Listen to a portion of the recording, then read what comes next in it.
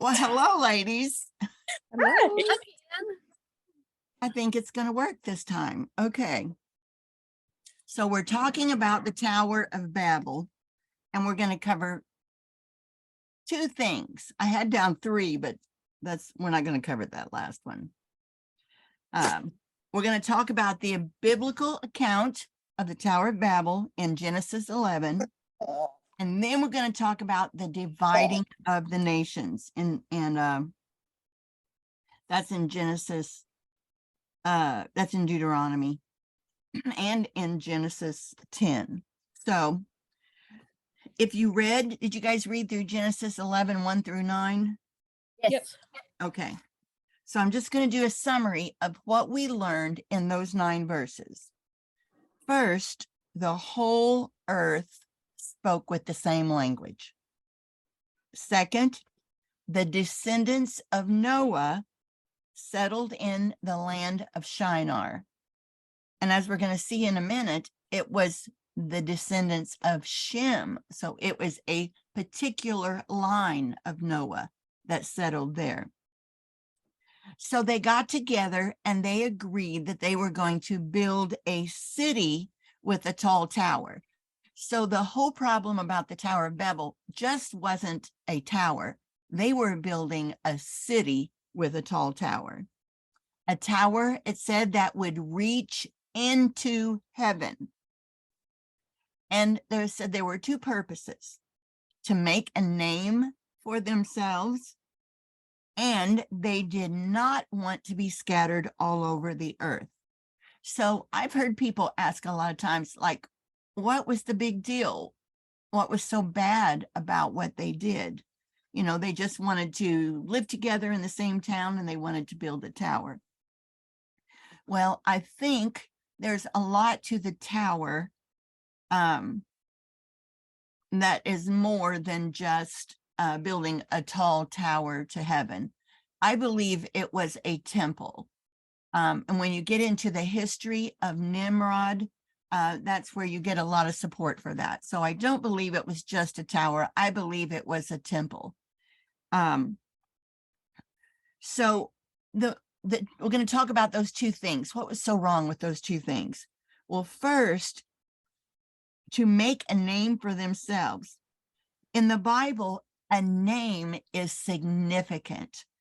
According to the Hebrew culture, your name is tied to authority and identity and character. In the 10 Commandments, where it says not to take the Lord's name in vain, we talked about that. It just means don't represent him falsely. Don't represent his character and his identity falsely. So who did they want identity and authority for? It wasn't for God, was it? It was for themselves. They were concerned with their name.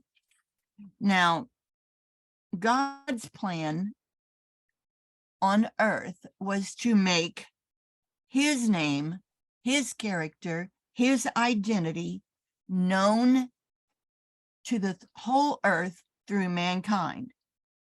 And as we see in chapter 11, he wants to do it using the line of Shem. Because if you look at Genesis 11, 1 through 9, it talks about the Tower of Babel. And then the very next verse, it gives you the line of Shem and all the descendants.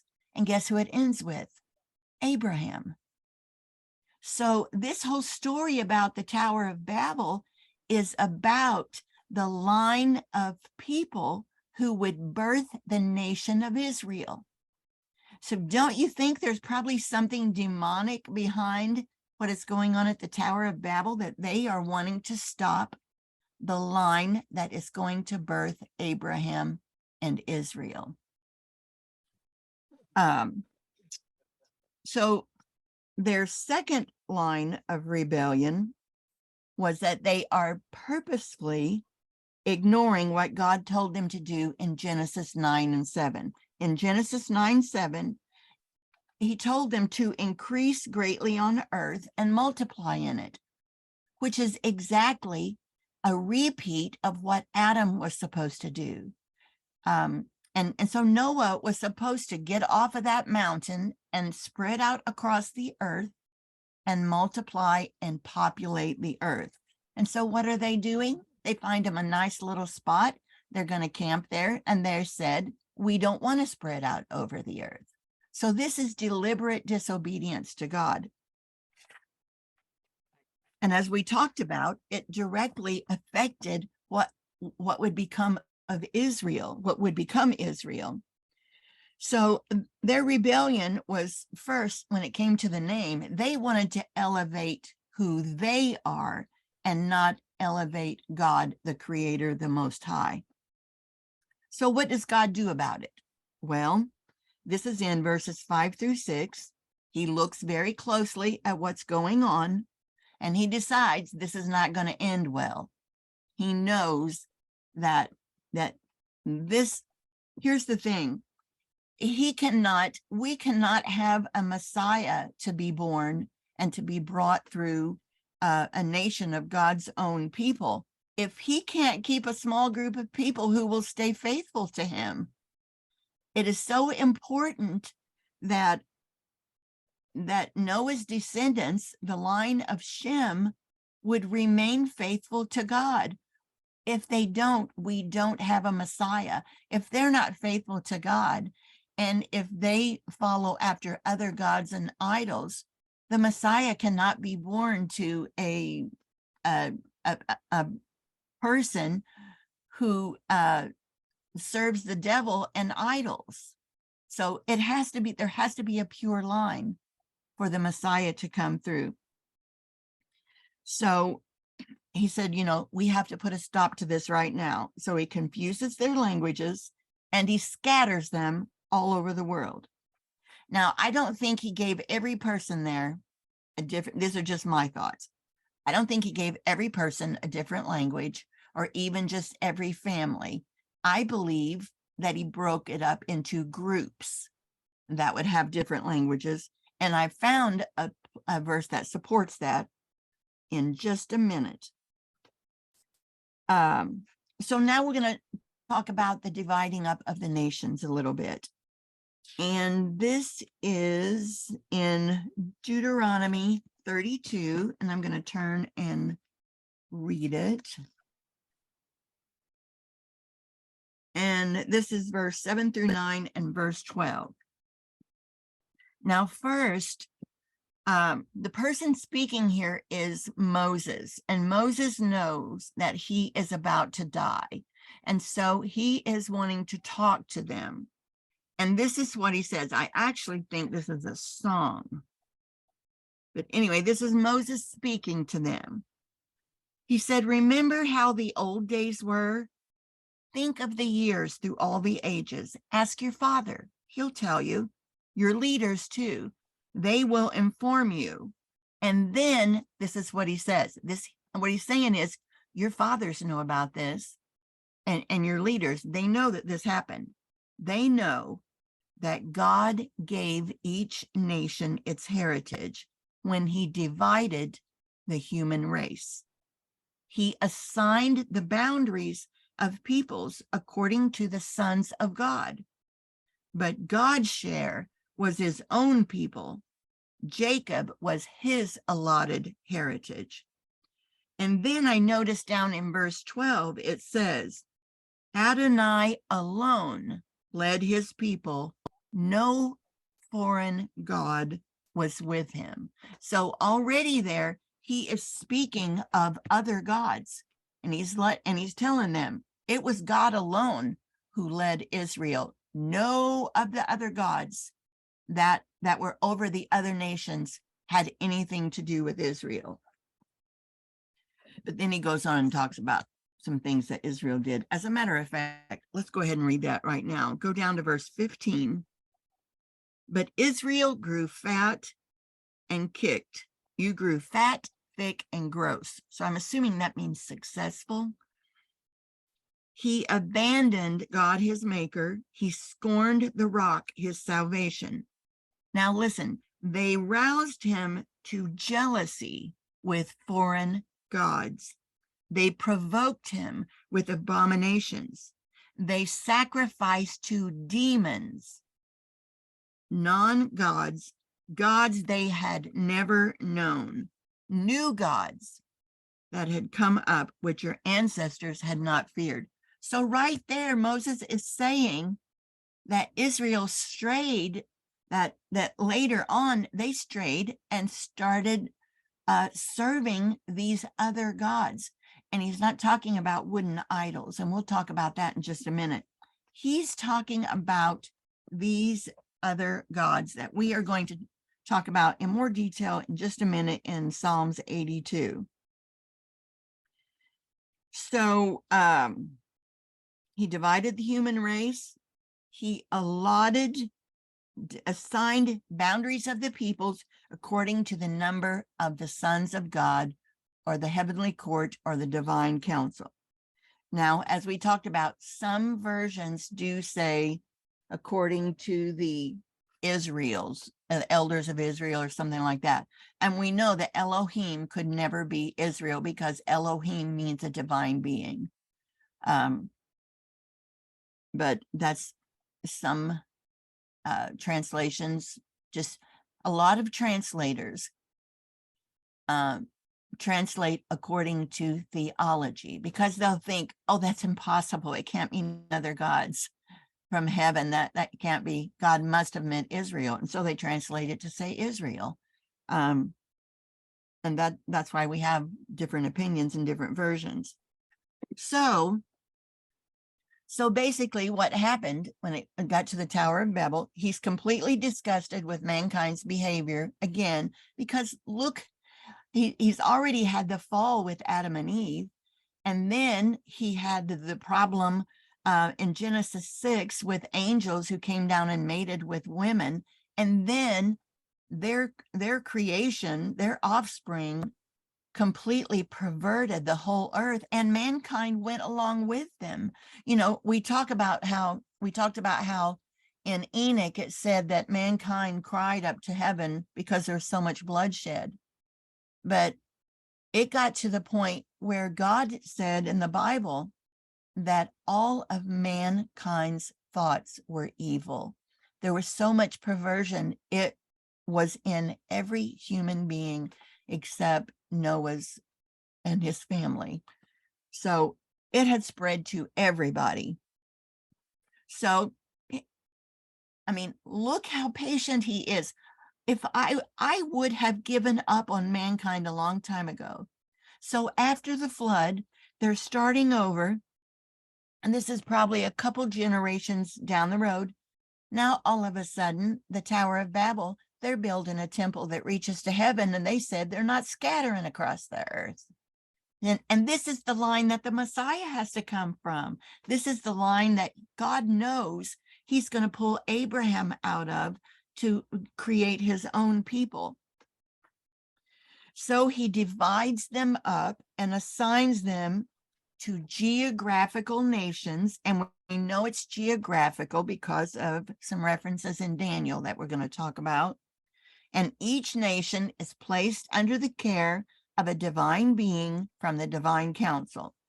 And then God is going to make his own nation.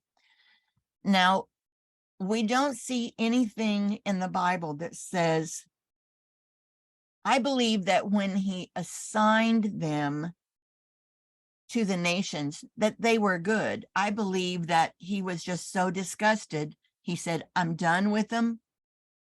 You will rule over this area. You'll rule over this area, and, you know, and do the right thing. And I believe that they were probably influenced by demons or the fallen gods. Don't you think the fallen gods could have come to them and said, you don't know what you're missing? And, you know, and tempted them. And so Psalms 82, wait a minute, let's don't get there first. First, I want to talk about, how do we know for sure that this passage in Deuteronomy is speaking about the event at the Tower of Babel? So we just read, it says that he divided the nations among the sons of God. And someone might say, well, you don't know that that is the Tower of Babel. So are there any clues? And there are some clues. First, when we started reading about the Tower of Babel, we started with Genesis 11:1. Now, let me turn there. There are two hints in Genesis chapter 10 that tell us that the Tower of Babel is about the dividing of the nations. It's not just scattering them, it is where he divided up and assigned borders for the nations. And the reason we know that is because the very last verse in chapter 10 tells us that's what it was. Let's start with verse 31. Well, no, let's do verse 32. These were the families of the sons of Noah, according to their generations in their nations. From these, the nations of the earth were divided after the flood. So it's and because chapter 10 is kind of giving us a summary and tells us what's going to happen. They're going to be divided up. It also even tells us, in verse 24, no, verse 25, it says that Peleg, there's a guy named Peleg, and his name means division. It says during his lifetime, the earth was divided. So we could actually go look and see where Peleg is in the, in the list of descendants and find out about what time the Tower of Babel happened. And I'm sure somebody has done that, but I didn't look it up. And then it also says that, let me get my note because I don't remember exactly what that says. Verse 31, it says, not only were they grouped according to tribes and nations, but according to their languages. So it is telling us that they were divided and they were all given different languages. And then chapter 11 starts and it goes back into the backstory behind what happened. So we know that the division of the nations, that geographically and the assignment of the gods happened at the Tower of Babel. It has to be the same event. So are there any other references that would indicate divine beings were assigned to nations on the earth? And we find that in Daniel, and this is in Daniel 4:17.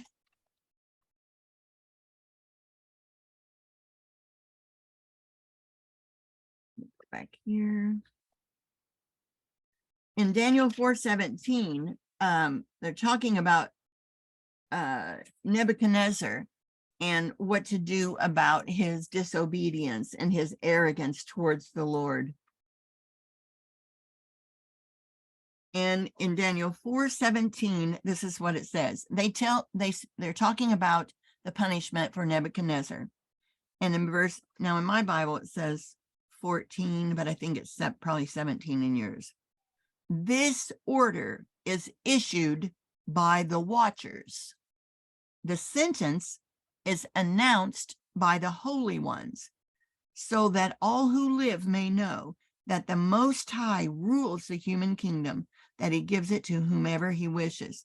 So it's telling the order is issued and the sentence is announced by the holy ones, but it also lets us know who is in charge and who is handling it all. But it's showing once again that God uses these divine beings in his dealings on earth. And then in Daniel, what did I do with that note? I think it's in Daniel 10. Okay, here we go. Daniel 10:13. Remember, Daniel had prayed and Michael finally gets there and said, I tried to get here 2 or 3 weeks ago, but I had to stop and fight the Prince of Persia. And then he talks about, and I have read that before and wondered what in the heck is that all about? I know, but doesn't it make sense knowing that in multiple places in the Bible, it says that God has a council, that he uses them in his dealings with mankind. Now here, because Michael had to fight the Prince of Persia, this must have been the point after they had turned bad. And so Michael, we've seen him, are told in multiple places in the Bible that Michael is the guardian of Israel. So evidently Michael was assigned to Israel to be their guardian. So now we'll go to Psalms 82 and see what it says about, let me find it, these divine beings that were assigned to the nations and what happened to them.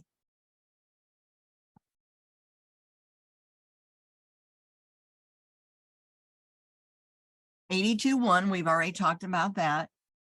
Elohim, God, stands in the divine assembly, there with the Elohim, the lesser gods, he judges. But then look what it says. How long will you go on judging unfairly, favoring the wicked? Give justice to the weak and fatherless. Uphold the rights of the wretched and the poor. Rescue the destitute and the needy. Deliver them from the power of the wicked. They don't know. They don't understand. They wander about in darkness. Meanwhile, all the foundations of the earth are being undermined. I thought that was a very significant verse. My decree is, you are Elohim, gods, judges, sons of the Most High, all of you. Nevertheless, you will die like mortals. Like any prince, you will fall. Rise up, Elohim, capital Elohim, God, and judge the earth, for all the nations are yours. So evidently, some of those beings assigned to the nations, the geographical locations and the nations, have turned bad, because we know the Prince of Persia did, and the Prince of Greece, so the one who was assigned to Greece, what was evil. And so looking at that, you know, we talked about this before, that just really makes sense when you look at some countries, like it's just pure idolatry and evil and poverty. The poverty is just terrible, and the depth of the sex trafficking and all those things. I could very easily see that an evil divine being is at work over all of that. So here's what we've learned up to this point. There are 4 rebellions on earth that significantly affect us today. The first one was the fall of Satan. The second one was the fall of Adam and Eve. The third one was the fall of a group of angels in Genesis 6 that mated with human women. They created evil half men, half God giants. And the flood was to kill everything because there was so much perversion. And then for some reason that we have not been told about, and we haven't discussed it so far, there were also Nephilim and giants after the flood. And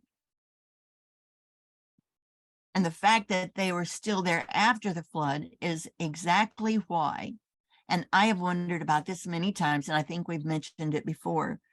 When Israel is going into the promised land, there are some, and God goes with them and fights the battles with them. There are some places where he goes and they just, they defeat them in battle, and then they take them as servants or whatever. But there are some places where they go where he tells them to destroy every man, woman, and child.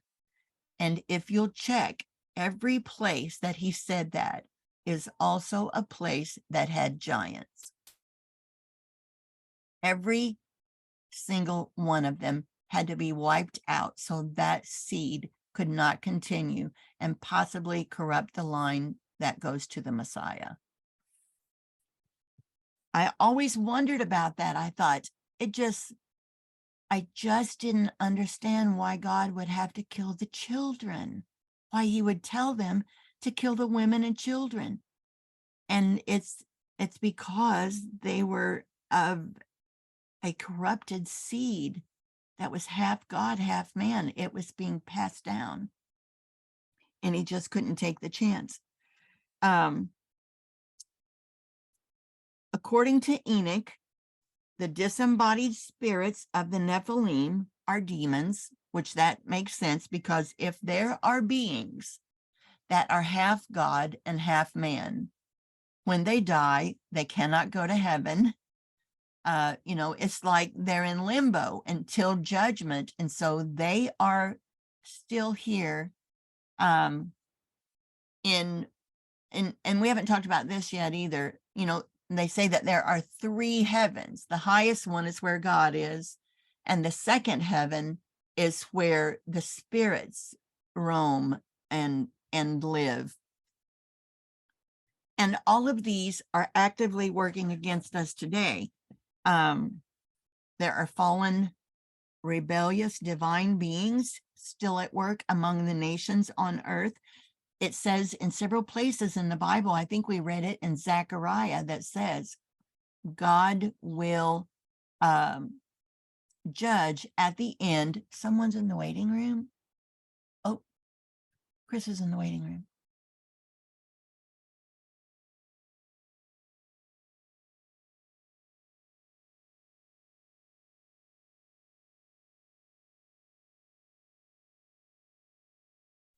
Another name popped up, Kara or something. I don't know if she just left a message or if she's in the waiting room also. Okay. Oh, okay, that's Kara. Oh, she tried to do a video call. I missed it.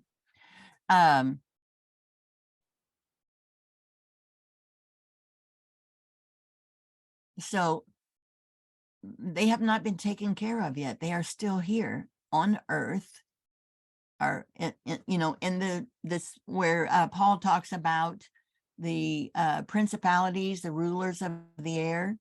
Those include Satan, demons, and these fallen gods. But the good news is there are also angels fighting on our behalf. There are thousands and thousands of angels that God dispenses to work with his people and to help his people. So next week, we're going to talk about how these three forces, Satan, demons, and the fallen gods, have used idols over the century and different things to manipulate mankind.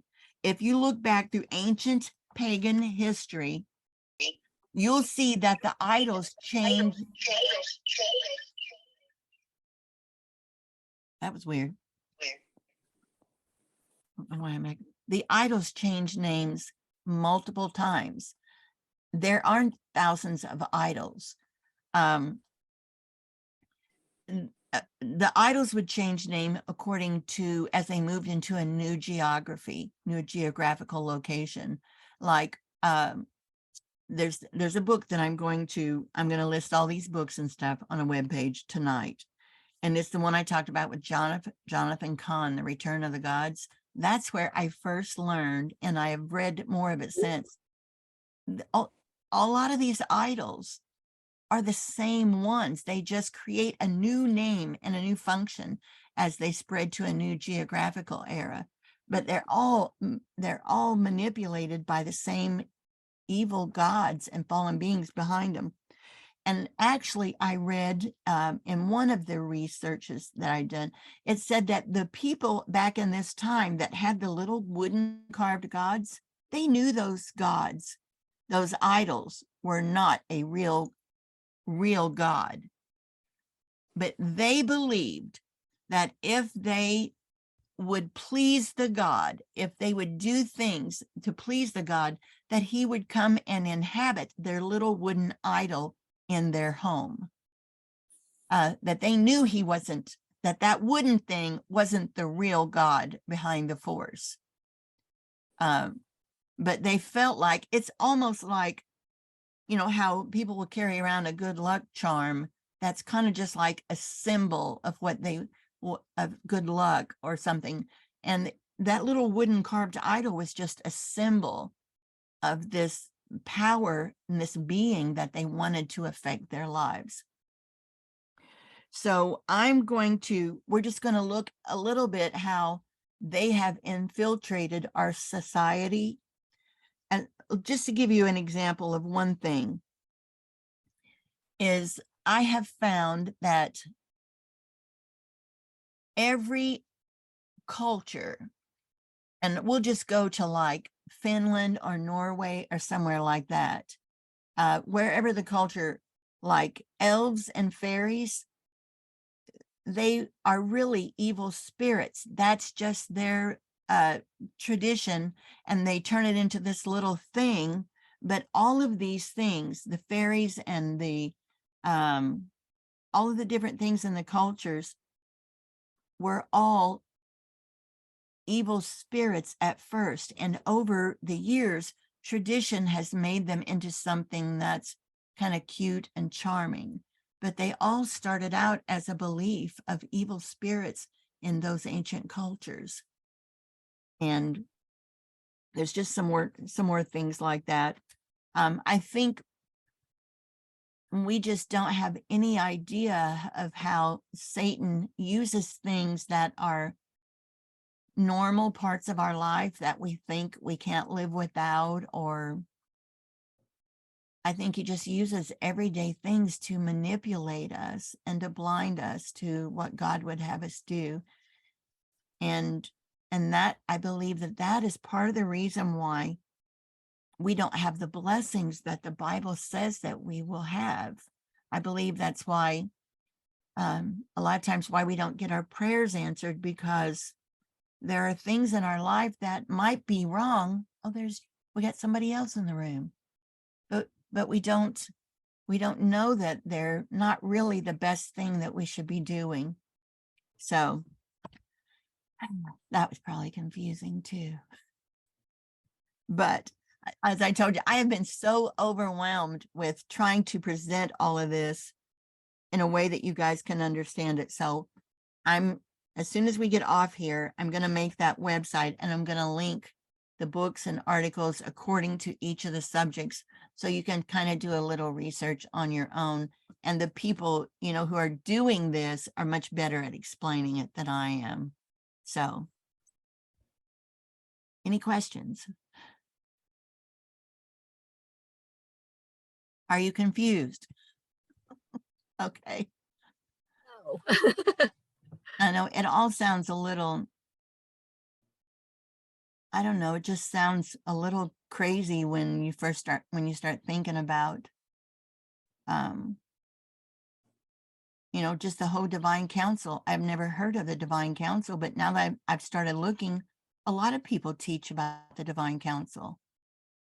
A lot of scholars, a lot of biblical experts, they're all aware of the divine council. And actually, this is a lot more information I didn't get to prepare for you, but Josephus, and I think I told you this, Josephus, the Jewish historian, talks about a lot of this stuff. They knew about this stuff. That's what I read today about Josephus. Yeah, I mean, he's legitimate. And also the early church fathers, I think Tertullian, there's a list of them who talked about the divine council and the fallen angels. They knew well that the fallen angels were ruling on nations on the earth now. So we think it's far-fetched because we've never heard it. But you guys, there is this video you have to watch. It's 6 minutes long, and I'll put a link there. It's about riding a bicycle backwards. There's this engineer, he has a YouTube channel, and he goes all over the world. His engineering team made him a bicycle that works backwards. When you want to go left, you have to turn it right. When you want to go right, you have to turn it left. And he thought, oh, I can do that. It took him months, 8 months to be able to ride that bicycle. And he takes it all over the world to these conferences where he speaks, and he gets people up on the stage and he tells them, I'll give you $200 if you can ride that bike over here. And he tells them what's different about it, that nobody can do it. And he goes into detail about how our brains are programmed, are trained to think a certain way. And when we hear something different that doesn't match up with what we've heard all of our life, we just automatically just say, no, that can't be. And even if we do consider it might be true, our mind keeps wanting to slip back into that old way of thinking. I have experienced this personally with things that I believed all my life. And now that I've started studying the Bible for myself, I've found that some of those things aren't true, but my brain keeps wanting to slip back into that way of thinking. And it's very hard to get out of that. So just remember that as we learn about all this stuff, just because we haven't known it all of our life doesn't mean that it's not true.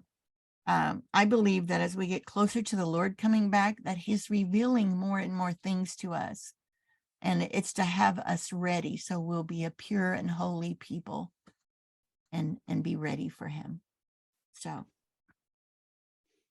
anybody have anything they would like to say? We're 10 minutes early. That's good. So I'm going to work on that web page on my website, and I'm going to get it done tonight. And I will post. I have got so many windows open on my thing, and I have not turned my computer off all week long because I don't want to lose those articles because I want to share them with you guys. So I can turn my computer off after tonight.